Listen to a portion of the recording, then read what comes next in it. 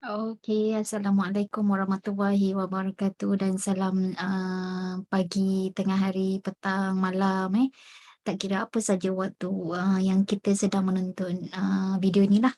Okey, jadi kita akan, sambung untuk surah Al-Fatihah, ayat yang kelima, Bismillahirrahmanirrahim. Alhamdulillahirrabbilalamin. Ar-Rahmanir-Rahim. Maliki yaumiddin. So, semalam Maliki yaumiddin dan hari ini adalah Iyyaka na'budu wa iyyaka nasta'in. Okey, jadi, lebih kurang, secara perkata bila kita nak memahami, ni untuk ibu bapa lah memahami supaya bila kita dah faham secara perkata ayat ni maka mudah untuk kita selitkan kepada anak lah dari segi pembelajaran maksud ayat ni dalam segala aspek kehidupan kita hari-hari ya. Iyyaka maknanya adalah hanya kepada engkau kami sembah dan hanya kepada engkau kami memohon pertolongan. Maknanya iyyaka ni iyyaka, saya bukanlah Arab pakar ustaz kata ada tapi maknanya dari segi terjemahan tu iyyaka adalah hanya kepada engkau, hanya kepada Allah lah. Kalau bahasa Inggeris dia kata you alone, hanya engkau saja. Kalau kita bercinta kan maknanya hanya awak lah yang saya sayang, tak ada yang lain, awak aja. Kan macam anak tu, katalah anak sulung, anak kedua, anak tengah, anak ketiga, anak keempat. Anak yang kedua terasa, contohnya kita, hanya abang lah satu-satunya anak mami yang nombor 2, tak ada siapa boleh ganti. Kedudukan abang tetap unik walaupun dah ada adik nombor 3, 4, 5, 6, abang tetap anak mami nombor 2, tak boleh, tak ada siapa dah. Maknanya, itu sajalah cerita lain-lain. Jadi iya kan ni hanya kepada engkau. Engkau tu apa? Hanya kepada engkau nak bodoh kami sembah. Maknanya hanya kepada engkau kami sembah. And then ada penekanan wa iyyaka, dan wa tu kan dan wa iyyaka, dan hanya kepada engkau seorang, from you alone. Hanya kepada engkau kami sembah dan hanya kepada engkau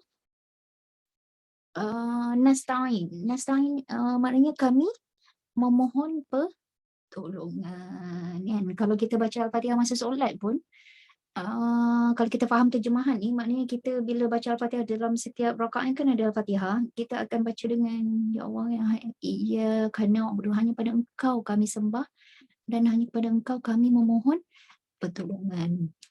Jadi kalau tanya saya, apa yang biasa saya tekankan pada anak-anak, maknanya sembah ni orang kata berhala kan.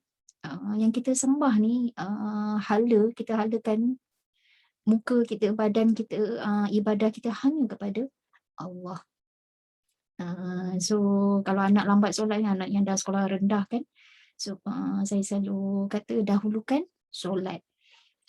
Kan sebab kita tak nak elemen lain, kita sembah. Ibaratnya macam kita sembah kan, maknanya kalau tengok TV, nanti tengok TV, maknanya solat tu lambat sebab tengok TV. So saya kata Allah nombor satu, yang kita sembah Allah satu saja. So kita dahulukan utama-utama Allah. Kalau bangun pagi tu tak boleh lah, maknanya bangun pagi tengok TV. Bangun pagi kalau orang dewasa lah kan tengok handphone. So tak. Bangun pagi cari Allah bukan handphone atau laptop kan. Tu biasa kita nyanyilah nak tegur-tegur orang kan. Kan orang dewasa lah di rumah kita kan. So maknanya hanya pada Allah yang kita sembah.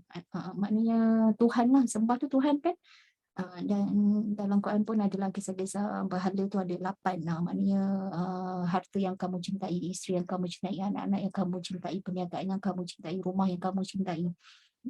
So adakah semua tu lebih daripada cinta kita pada Allah. Jadi yang kita nak sembah tu hanyalah kepada Allah, hanya kepada Allah yang kita sembah, dan penekanannya hanya kepada Allah tempat kita memohon pertolongan. Jadi maknanya kalau kita susah apa pun, Tempat pertama yang kita nak minta tolong Allah dulu. Maknanya susah ke apa, sakit ke, risau ke, ya Allah. Kan sebab Allah dulu. Yang yang kita nak terapkan pada anak-anak. Jadi kalau kita tengok gambar buku ni, so dia kata kan, ni cerita lah supaya kita ada benda nak cerita lah.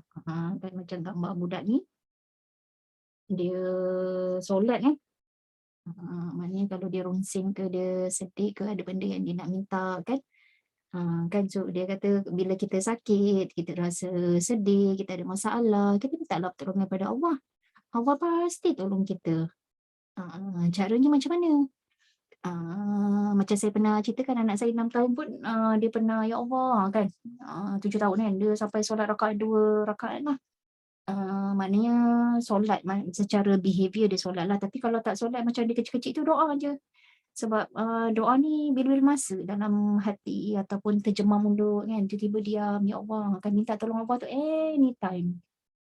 Tak perlu tunggu 3 pagi untuk solat hajat ke apa, tak ada, anytime, ya Allah tolonglah Fatihah kan.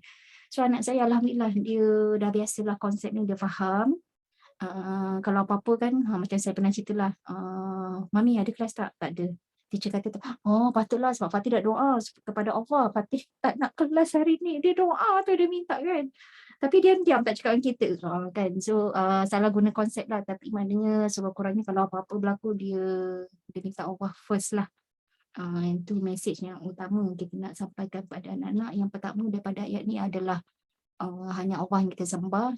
Jadi bila sembah tu kita punya kepala tu perlu Allah nombor satu lah.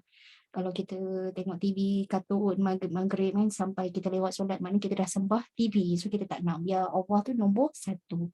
Lebih kita cintai berbanding perkara-perkara lain yang kita sayang, tu satu. Yang kedua, bila kita susah, hanya kepada Allah tempat kita memohon pertolongan. Jadi doalah bila-bila masa tengah tidur ke, tengah baring ke, tengah berdiri ke kan, doalah, ingatlah Allah. Yang ibaratnya setiap detik nafas kita, setiap denyut jantung kita ada zikir Allah kan. Allah, Allah, Allah, Allah, Allah. Ingat Allah je. Itulah mesej yang kita nak sampaikan kepada anak kita daripada ayat yang kelima pada hari ini. So mudah-mudahan kita dapat menerapkanlah cinta Allah di dalam hati anak kita melalui surah Al-Fatihah. Okey, sampai di sini saja, kita akan jumpa esok untuk ayat yang ke-6 dan seterusnya ayat yang ke-7. Alhamdulillah, insya-Allah ya.